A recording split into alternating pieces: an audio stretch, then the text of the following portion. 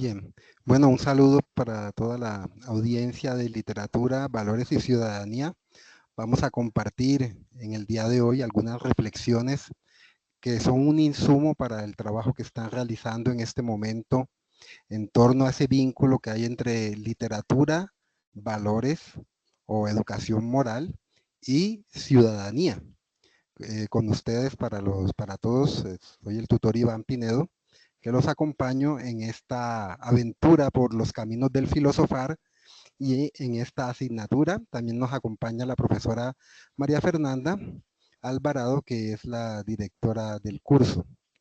Para los que no pueden asistir por diferentes motivos, pues quedará grabada la reflexión y ojalá sea de provecho para ustedes.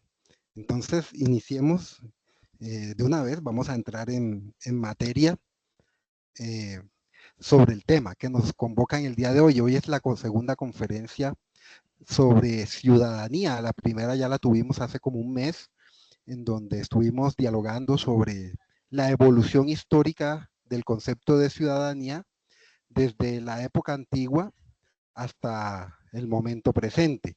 Ha habido como una serie de cambios de ideas en el concepto de ciudadanía, pero nos vamos a centrar hoy en un aspecto de la ciudadanía y de la educación ética muy actual, o sea, del siglo XXI, porque ya tuvimos el recorrido histórico. Y nos vamos a centrar en un vínculo que hoy en día es muy importante entre las emociones y la conformación de una ciudadanía democrática. Para eso nos vamos a ubicar un poquito más atrás para entender por qué así, el vínculo entre emociones y ciudadanía democrática. Bienvenido, Jorge. Eh, Nos vamos a ubicar después de la Segunda Guerra Mundial, cuando se creó las Naciones Unidas 1945 y la humanidad se encontraba en un momento muy difícil, pues obviamente después de toda la catástrofe de la guerra, y las Naciones Unidas se reunieron para tratar de recuperar la democracia, que había sido aplastada, se habían pasado por encima de la democracia los regímenes totalitaristas nazi y el fascismo. Entonces, todo lo que fue derechos humanos, humanidad, dignidad humana, todo eso quedó como aplastado durante la Segunda Guerra Mundial y se vio la necesidad de volver a recuperar la democracia que se había cultivado en la primera mitad del siglo XX, pero quedó toda como maltrecha con la Segunda Guerra Mundial. Entonces, aparece una cosa que se llaman los neoconstitucionalismos, y es que muchas naciones del mundo se comprometieron a renovar sus constituciones nacionales para vincularla con los derechos humanos. Entonces, eso también lo dije en la clase anterior, en la conferencia anterior, pero lo retomo nuevamente. Hubo un compromiso de las naciones del mundo por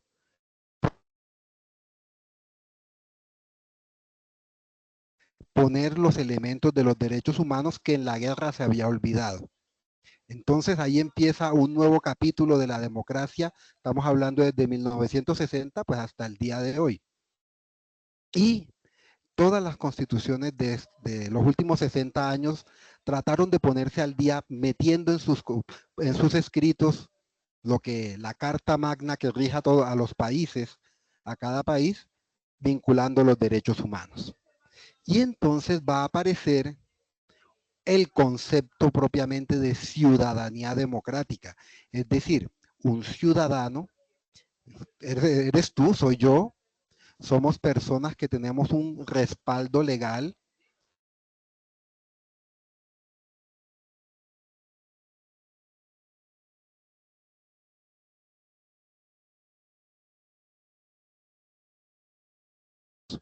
entonces empieza a crearse una atmósfera mundial de crear cultura ciudadana democrática. Eso es muy importante que tengan en cuenta ese concepto. Cultura ciudadana democrática. Es decir, personas, hombres y mujeres, que conscientes de sus compromisos ciudadanos se comprometen a vivir realmente bajo principios democráticos de igualdad, de justicia, de fraternidad también, de cooperación, de solidaridad, para crear una mejor calidad de vida para todos en la atmósfera democrática. Entonces, esa palabra se repite una y otra vez, cultura ciudadana. ¿Qué es cultura ciudadana? Es una conciencia colectiva de una nación, puede ser de una ciudad, puede ser de un barrio, de un pueblo, una vereda, en donde cada uno de los habitantes, que son los ciudadanos, tienen plena conciencia de que deben trabajar por el bien común. Eso es lo propio de la ciudadanía democrática, una conciencia de trabajar en pro del bien común. Y cuando todo el mundo tiene esa actitud en el espacio público, surge lo que llamamos cultura ciudadana. No es una persona aislada, no es Sandra, no es María Fernanda, no es Jorge Enrique de manera aislada, sino que somos todos o la gran mayoría de ciudadanos que nos comprometemos. Entonces surge la cultura ciudadana. Pero va a aparecer un fenómeno a finales del siglo XX y lo que llevamos del siglo XXI. Y es que algunos autores, algunos teóricos de la filosofía política y de la filosofía social se dan cuenta de que, bueno, pues no es suficiente con que la gente cumpla las leyes, cosa que es muy bueno, sino que hay un factor que también influye en la ciudadanía democrática y es el factor emocional de cada ciudadano. ¿Sí? No es suficiente con como seguir como al pie de la letra la ley, porque en la vida cotidiana muchas de las cosas que hacemos con las demás personas y para las demás personas pasan por nuestro repertorio emocional. Entonces, ahí se va a abrir un capítulo de reflexión muy importante dentro de la filosofía, los valores y la ciudadanía. Repito, eso lleva como unos, digamos, unos 30 años que está pensándose esta dimensión. Tiempo atrás, las emociones eran un patrimonio de la psicología y de la filosofía, pero digamos, y somos seres emocionales, efectivamente, pero digamos, había un cierto carácter peyorativo o negativo, porque se consideraban que las emociones había que como que tenerlas bajo control y nos llevaban, digamos, a un lado oscuro de nuestra vida, ¿no? Cuando tenemos un descontrol emocional. Algo así como ahora lo presenta la película de Intensamente, ¿no? Que en medio de que es de dibujos animados, tiene un respaldo teórico muy importante para que la vayan a ver y capten ahí una serie de elementos emocionales interesantes. Entonces van a aparecer autores que van a empezar a hablar de el vínculo que hay entre el factor emocional, porque somos seres emocionales, ¿sí? Y la ciudadanía. Y bien, en este caso no hay que extirpar las emociones, sino que las emociones pueden servir a construir una ciudadanía democrática, pero también la pueden obstaculizar. Ahí estamos en ese balance de las emociones.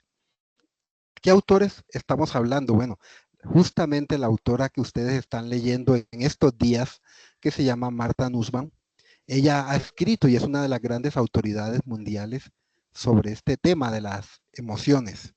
Los invito a conocerla, por ahí les dejé unos videos en el correo interno del curso, ojalá vean esos videos.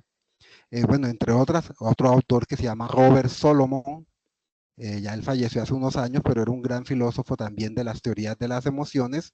Eh, Adela Cortina también está trabajando una filósofa española trabaja algunos temas de las emociones.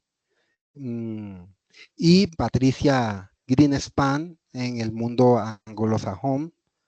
En fin, son una gran cantidad de autores de la filosofía, algunos son también de la psicología, como Richard Lazarus, otros son del campo de la antropología cultural, que están trabajando la comprensión de las emociones. Pero lo que nos interesa a nosotros es la comprensión de las emociones en relación con la ciudadanía democrática. ¿Y qué podemos decir de eso? de ese vínculo, ¿no? Esto es algo que es muy interesante porque a la gente no se le había ocurrido pensar que la democracia estaba vinculada a las emociones. Uno de los libros fundantes de esto lo encuentran en Martha Nussbaum, que se llama Emociones Políticas. Ese libro es del 2014, aunque digamos la traducción al español es del 2014, editorial Paidós. Es un libro excelente para entender este tema de las emociones, se llama así, emociones políticas. Bueno, vamos a entrar entonces a ese mundo de las emociones políticas porque de acuerdo a estas investigaciones dicen que hay dos bandos, dos grupos de emociones, unas que ayudan a construir la ciudadanía democrática y otras que la obstaculizan o la destruyen, ¿sí? Hay unas emociones, digamos, positivas que ayudan a vínculos sociales y otras que rompen los vínculos sociales. Y eso es lo interesante de esta reflexión. ¿Cuáles son aquellas que rompen los vínculos sociales? Podríamos preguntarnos eso, ¿no? ¿Cuáles son aquellas emociones que obstaculizan el bien común? ¿Cuáles se le ocurren a ustedes? Por ejemplo, Sandra, ¿qué diría? Una emoción que destruye el bien común. ¿El enojo? Muy bien, esa va a ser una. ¿Qué otra podría ser? Que obstaculiza las relaciones con los demás. La ansiedad. Bueno, la ansiedad podría ser, la ansiedad cuando se vincula con el miedo. Vamos a hablar de esas, de tres, del miedo, la ira, que es lo que llamaba aquí Sandra el enojo, y el asco. Entonces, esas tres La emociones son verdecita. ¿La qué? Sí, la verdad. Y el asco. El asco hacia las personas, imagínense. Entonces, tres emociones que destruyen la vida en comunidad. Primero, el miedo. El miedo es una emoción natural, es decir, nacemos con una estructura cerebral que hace que tengamos miedo ante determinados objetos, situaciones o condiciones del mundo externo. Es como una campana, ¿no? Pip, pip, pip, pip, pip, que dice, pues, no te vayas por ahí porque te puede ir mal o aléjate de ese animal, aléjate de esa situación porque tienes que proteger tu vida. Los animales también tienen esa emoción que compartimos, por ejemplo, los mamíferos superiores, el elefante, el tigre, el perro que tú tienes en la casa, el gato, también siente miedo. Y cuando ve algo por en la oscuridad, pues también se pone todo como asustado el perro y puede sentirse así todo acongojado el perrito. El miedo es natural. Él hasta ahí bien. El problema es que el ser humano, como tiene un mayor desarrollo cognitivo, procesa o interpreta el mundo de diferentes maneras. Y resulta que las emociones están muy ligadas a nuestros pensamientos, a nuestras cogniciones e interpretaciones del mundo. Por ejemplo, si llega alguien ahora y dice algo, dice, digamos, mira que fulano de tal está hablando mal de ti o está diciendo algo negativo de ti, ese pensamiento se te instala en la cabeza y te empieza a dar como cierta rabiecita contra la otra persona, ¿no? Como cierta indisposición. Y entre más pienses, más cognición tengas, va aumentando como ese sentimiento interno de malestar. Pues bien, el asunto del miedo es que está muy vinculado a ideas o creencias o juicios que hacemos del mundo externo. Entonces, así que como podemos tener miedo, digamos, no sé, a una serpiente, lo cual es natural y uno se prepara a correr, el miedo cuando está unido a determinadas creencias en torno a las demás personas puede romper los vínculos sociales. El caso más típico, más paradigmático que vivimos aquí entre nosotros es el miedo, por ejemplo, entre partidos políticos. Fíjense que hace 60 años Colombia empezó a sumergirse en una atmósfera de violencia bipartidista. Téngale miedo porque es conservador, téngale miedo porque es liberal, téngale miedo porque es godo, téngale miedo porque es chulavita, en fin. Y empezaron a tenerse miedo entre los pueblos y entre las personas por una creencia una interpretación del mundo que se tenía sobre el otro. El otro era el malo, el otro era el negativo, y había que tenerle miedo. Y el resultado fue una confrontación bipartidista que dejó muchos muertos y mucha violencia hasta el día de hoy. El miedo al otro. Miedo al otro por religión. Es que él es musulmán, es que él es católico, es que él es protestante. Recordemos que en la Edad Media vivimos también en la época del miedo interreligioso. Y eso llevó a las cruzadas y todos esos episodios históricos de violencia por miedo al otro, miedo al que pensaba diferente o tenía un Dios diferente. Téngale miedo. Téngale miedo porque pertenece a una comunidad sexual diferente o una orientación sexual diferente, ¿no? Hoy que estamos asistiendo, digamos, a todas estas orientaciones que son muy distintas, ¿no? De la comunidad LGBTQ y todos estos conceptos que van apareciendo cada vez más en la sociedad, pues para mucha gente eso le puede generar un miedo.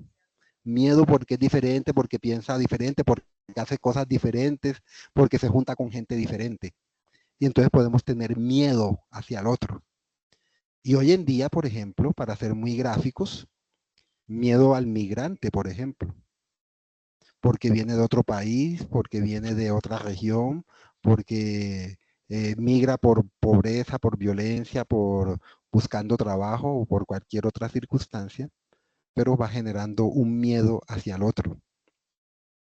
El miedo es amigo de la xenofobia, ¿sí? Y ya la estamos viviendo también entre nosotros, que se vayan, que hacen aquí, que los devuelvan, y todas esas expresiones de miedo hacia el que es diferente por migración.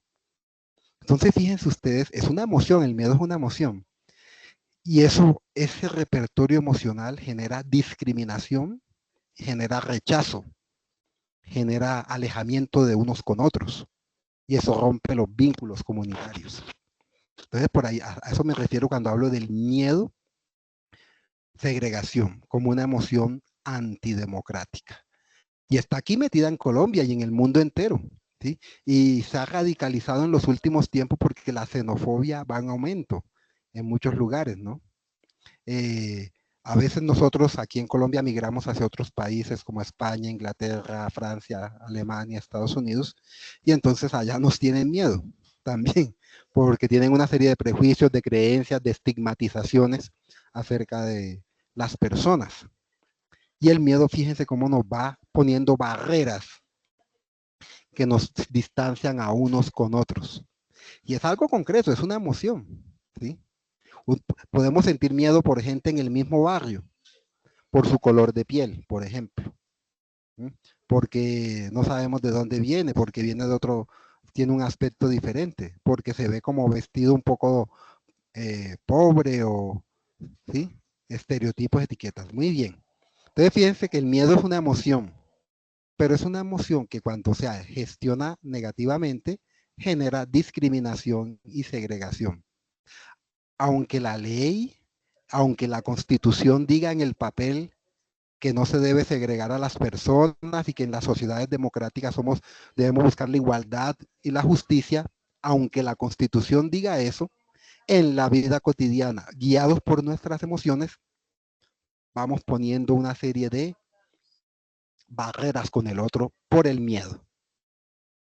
Y aquí en Colombia y aquí en Bogotá y en muchas ciudades, sí que se está viviendo eso, el miedo hacia el otro, fuente de divisiones.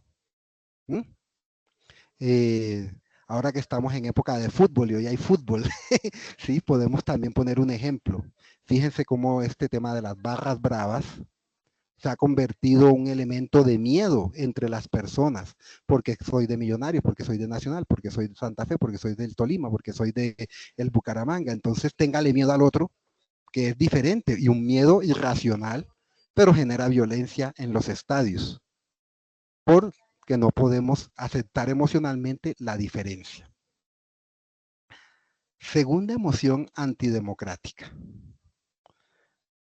Hola Luz Karime, ¿cómo estás? La segunda emoción antidemocrática a la cual nos referimos en el día de hoy es el asco. ¿Sí sabían que el asco es una emoción o no? ¿No? ¿O sí? El asco. Se llama así, asco moralizado. O sea, ya en términos filosóficos, se llama asco moralizado. Y voy a explicar por qué. El asco también es una emoción que compartimos con los demás animales. Y es como otra campana que tenemos en la amígdala del cerebro, acá, como en la mitad del cerebro, que hay como una cosita, una estructura pequeñita que le llaman la amígdala. Allí se procesa el asco. Y entonces es como una campana que dice, digamos, no te tomes ese yogur viejo porque te vas a enfermar. Para no envenenarnos, muy bien. No te tomes, no cojas esa fruta podrida porque te va a caer mal. O no cojas, por ejemplo, no sé, una leche vieja o una carne podrida porque te va a generar un malestar. Entonces, hasta ahí naturalmente. Los demás animales mamíferos también sienten asco. Incluso el tigre, el elefante, el perro también siente asco por ciertas cosas que encuentra y no se las come. No le gustan o detecta algo que no le gusta y no se la come. Pero en el ser humano, como tiene un mayor desarrollo cognitivo y una mayor capacidad para procesar el mundo externo, en que las percepciones del mundo externo, el asco se transforma en asco moralizado. Y es cuando trasladamos esa situación de asco hacia personas o grupos que consideramos indeseables. Según los estudios que se han hecho eh, y experimentos que han hecho en psicología cognitiva frente al asco, las personas empiezan a elaborar una serie de creencias, ideas, pueden ser reales, imaginarias o ficticias, pero las tienen, y empiezan a elaborar una serie de creencias hacia el otro, por el color de piel, nuevamente, por las prácticas sexuales, por el lugar de origen, por cómo está vestido, eh, cómo se presenta, eh, por la pobreza también. Eso lo trabaja la filósofa Adela Cortina en su famoso libro Aporofobia, libro del 2016, Aporofobia o fobia al pobre, así se llama. Y entonces se empiezan a crear una serie de interpretaciones del mundo que generan asco hacia el otro, hacia el que es migrante, al que se ve como que vestido de una manera diferente, normalmente con una apariencia pobre o sucia. Entonces se le indilgan o se genera una serie de creencias de que esa persona tiene algo contaminante. Miren en dónde van estos estudios. El otro tiene algo contaminante moralmente para mi vida. Así como la leche, digamos, descompuesta es contaminante o, eh, digamos, un yogur viejo, la carne en descomposición es contaminante para el cuerpo, mentalmente empezamos a creer o pensar que el otro es contaminante para nuestra vida. ¿Cuál va a ser el resultado de eso entonces? ¿Qué creen ustedes? Del asco moralizado. ¿Qué diría Luz Karime? O Alan. Alan. Ah, pues yo diría que de pronto el asco generalizado de pronto sea por vivencias, no sé, algo que se vivió en el pasado, ¿cierto? Entonces, si me roba una persona que estaba vestida así de X o Y de manera, ¿cierto? Es posible que yo genere un tipo de rencor o un tipo de fobia a cómo se veía la persona, a la apariencia. ¿Qué diría Alain? Es que comienzan a haber rechazos sociales, indiscriminaciones, excluyendo a personas de pronto por X o Y comportamiento o conductas sociales o prácticas que tenga de vida, como las religiosas que usted decía. Entonces comienzan a excluirlos y a hacer grupitos aparte y de hecho son rechazados en oportunidades y en algunas actividades que pueden llegar a ser incluso mejores que otras personas que están metidos en ese ámbito. Muy bien, excelente, excelente eso. Entonces se van creando lo que se llama grupos de exclusión. Eh, en la Segunda Guerra Mundial, ¿se acuerdan que eran como los guetos, ¿no?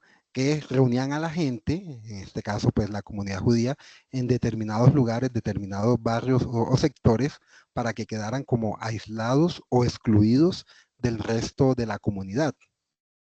Las creencias sobre el asco son alimentadas también por prejuicios y muchas veces puede ser por ciertos líderes que pueden invitar a las personas a tener asco hacia ciertos grupos. El caso de la Alemania nazi es bastante paradigmático porque se concentró toda una masa de personas que invitaban a eso, a generar asco hacia la comunidad judía y otros grupos sociales que consideraban contaminantes o indeseables para la vida en comunidad. Habían periódicos incluso, había uno que se llamaba Der Stummer, que era como el el que observaba, ¿no? Y todos los días eran unos caricaturistas, para que ustedes se fijen que eran caricaturistas, y todos los días sacaban caricaturas en torno a la comunidad judía, pero siempre los personajes de las caricaturas eran ratas, eran monos y animales así como grotescos, y así representaban a la comunidad judía. Y siempre en las caricaturas aparecían como gente mala, gente ladrona, perversa, etcétera. Y ese era un bombardeo todos los días con ese tipo de mensajes, de caricaturas, de letreros, para afectar justamente el pensamiento de las personas y lograr un impacto, eso, de un asco moralizado que se fue construyendo poco a poco, sí, hasta que mucha gente llegó a sentir esa situación. Ahora trasladémonos aquí a nuestras ciudades como Bogotá, entonces también se está viviendo eso. Claro que cuando a la gente le preguntan si siente asco por otras personas, pues la gente le da pena y dice, no, no, no, no, no, yo pues soy una persona abierta, yo soy una persona tranquila, tolerante y no sé qué, pero nadie acepta eso. Pero los estudios que hay, y han hecho estudios aquí en Colombia también, demuestra que aquí también hay asco. Y hay asco por el color de piel, por la pobreza, por la marginación, por la indigencia, por la migración, etcétera. Se va sintiendo asco hacia grupos humanos indeseables.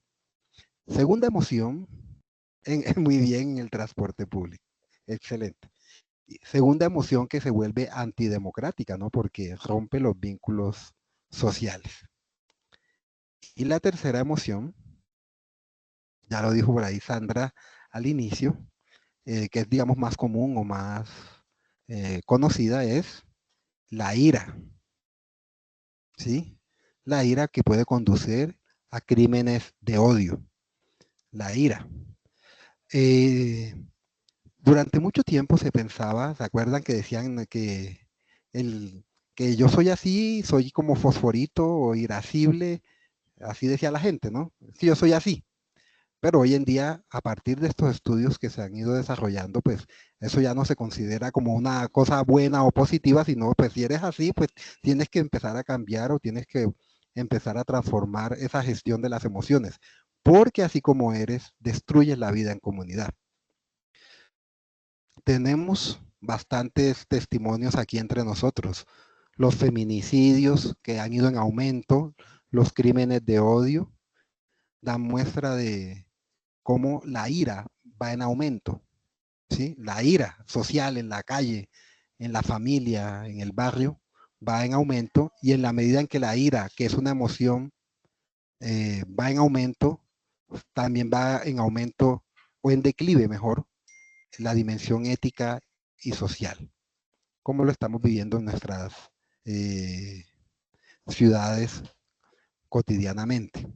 Por ejemplo, muy bien, ya lo dijo Sandra, en el transporte público, pues se percibe ese ambiente de ira, de enojo y de una inadecuada gestión de las emociones, no solo en una persona, sino en muchas personas. Todo eso va socavando, va como haciéndole un gran hueco a la vida social, al mundo social, hasta llegar a lo que hoy en día hablamos en Colombia, de un gran vacío ético, en donde hay una fuerte participación de las emociones. Vacío ético generado por la ira, que genera violencia y división. vacío ético que genera asco hacia el otro y un vacío ético que genera también miedo hacia el otro. O sea, tres emociones que van rompiendo por todos lados la armonía social y las posibilidades de construir proyectos comunitarios en conjunto, porque todo el mundo está aislado, atomizado, y se va perdiendo ese vínculo que es el que puede producir una auténtica ciudadanía democrática. Entonces, miren esos tres elementos. Y hay otras más, está la envidia, por ejemplo, está los celos, por ejemplo, se consideran un tipo de emoción cognitiva, es decir, basada, por ejemplo, en que el otro me va a traicionar el amor, entonces me vuelvo obsesivo con los celos y termino o se termina hasta matando y violentando al otro por los celos. Todo ese es el mundo emocional que está, digamos, inapropiadamente gestionado. Pero pues no todo puede ser así como tan negativo o visto, digamos, de una manera un poco oscura, porque hay una emoción positiva que sí ayuda a construir la ciudadanía democrática y eso lo van a encontrar en los escritos de Martha Nussbaum. ¿Cuál creen ustedes que es? A ver, una positiva que sí construye la ciudadanía democrática. Amor, bueno, el amor es una expresión de eso también. La Una emoción, empatía. ¿cómo? La empatía. El Va por ahí, altruismo. sí, va por ahí, exacto. Es la compasión, la compasión. Obviamente para sentir compasión hay que tener ciertos elementos de altruismo también y de empatía, exactamente. Entonces, entonces, la compasión, entendida como la capacidad que tiene el ser humano emocionalmente para asumir el dolor ajeno, poniéndose en la situación del otro, lo que llamamos popularmente ponerse en los zapatos del otro. La compasión se considera democrática porque para sentir compasión no necesitas partido político, no necesitas color de piel, no necesitas religión, no necesitas credo en particular, no necesitas tampoco una orientación sexual particular, tampoco necesitas una visión política singular, no tiene en cuenta el país de origen o a donde uno llega. La compasión es universal. Por eso se considera que es auténticamente democrática, es abarcante, ¿no? Universal. Tú puedes sentir compasión por cualquier persona. Y la compasión tiene una característica, y es que elimina barreras sociales, barreras religiosas, barreras políticas, barreras incluso educativas, prejuicios, etcétera, porque la compasión es justamente lo contrario, es apertura hacia el otro que está en necesidad o que está en dificultad y que tú puedes buscar una salida, una solución o al menos una alternativa. Entonces, hoy en día a nivel mundial hay todo un movimiento por recuperar la compasión en el espacio público. El espacio público